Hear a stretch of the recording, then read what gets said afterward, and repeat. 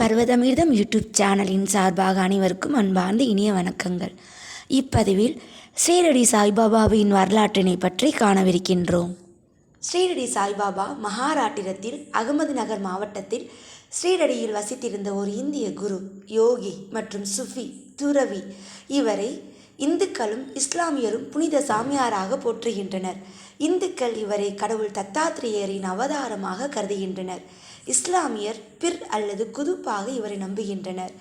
ஸ்ரீரடியில் இவர் சமாதி அடைந்த இடம் தற்போது பல்லாயிரக்கணக்கானவர் தொழும் புண்ணிய தலமாக விளங்குகிறது. ஒருமுறை நீதிமன்ற ஆணையர் அவரது வயதை கேட்டபோது லட்சக்கணக்கான வருடங்கள் என்று சாய்பாபா தெரிவித்திருந்தார். பக்தர்கள் பலர் திரட்டிய தகவல்களிலிருந்து சாய்பாபாவின் அவதார தினம் செப்டம்பர் 28, 1838 என தெரிய வந்தது. பல்வேறு அற்புதங்கள் நிகழ்த்திய இவர் இந்து முஸ்லிம்களிடையே சிநேகத்தை வளர்த்தவர். மசூதியில் வேற்றுமை பாராட்டாமல் நுழைந்து இந்துக்களை இவரை வழிபட வைத்தது போலவே மசூதியை மலர்களால் அலங்கரிக்க விரும்பிய முஸ்லிம் பக்தரை அந்த மலர்களை அருகில் இருந்த கோவிலில் உள்ள ஆஞ்சநேயருக்கு அர்ச்சனை செய்ய பணித்தது என்று பல நிகழ்வுகளில் இந்துக்களும் முஸ்லிம்களும் நண்பர்களாக விளங்க வேண்டும் என்ற தமது உன்னத எண்ணத்தை செயல்படுத்தியவர். ஸ்ரீரடி சாய்பாபா 20ஆம் நூற்றாண்டில் தொடக்கத்தில் வாழ்ந்த ஒரு இந்திய குரு ஆவார். இதுவரை இந்தியாவில் பிறந்த மிகச்சிறந்த துறவிகளில் இவரும் ஒருவர். இவரை இந்துக்களும் இஸ்லாமியர்களும் புனித துறவியாகவும் போற்றுகின்றனர். தன்னை நாடி வரும் பக்தர்களுக்கு பல அற்புதங்களை நிகழ்த்தி காட்டினார். நோயுள்ளவர்களை குணப்படுத்தினார். இதனால் இந்துக்கள் இவரை கடவுளின் அவதாரம் என்று கருதி தெய்வமாக வழிபட்டு வருகின்றனர். இஸ்லாமியர்கள் இவரை பிர் அல்லது குதுப்பாக நம்புகின்றனர். உலகமெங்கும் இருந்து பக்தர்கள் அவர் வாழ்ந்து மறைந்த ஸ்தலத்தை வணங்கி தரிசிக்க அவர் பிறந்த இடமான ஸ்ரீரடிக்கு வருகை புரிந்த வண்ணம் உள்ளனர்.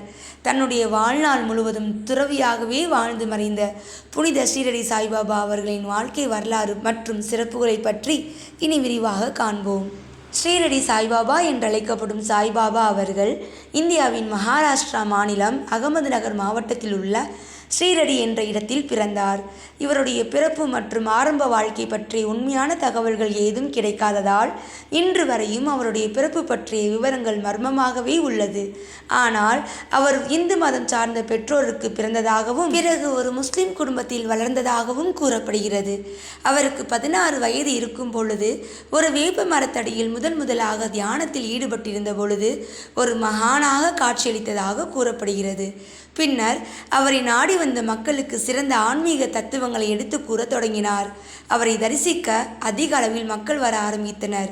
மேலும் தன்னிடம் உடல்நிலை சரியில்லை என்று வருபவர்களுக்கு ஆசி வழங்கி அவர்களுடைய நோயை குணப்படுத்தினார். அவருடைய ஆன்மீக போதனைகள் இந்து மற்றும் இஸ்லாமியர்கள் மட்டுமில்லாமல் அனைத்து தரப்பு மக்களையும் கவர்ந்தது.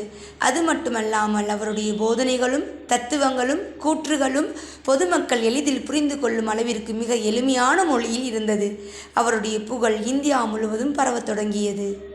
20ஆம் நூற்றாண்டில் இந்தியா முழுவதும் பரவலாக அறியப்பட்ட முதல் அவதார புருஷர் என போற்றப்பட்ட ஸ்ரீரடி சாய்பாபா அவர்கள் 1918ஆம் ஆண்டு அக்டோபர் மாதம் 15ஆம் நாள் இந்த உலக வாழ்க்கையை விட்டு நீங்கினார்.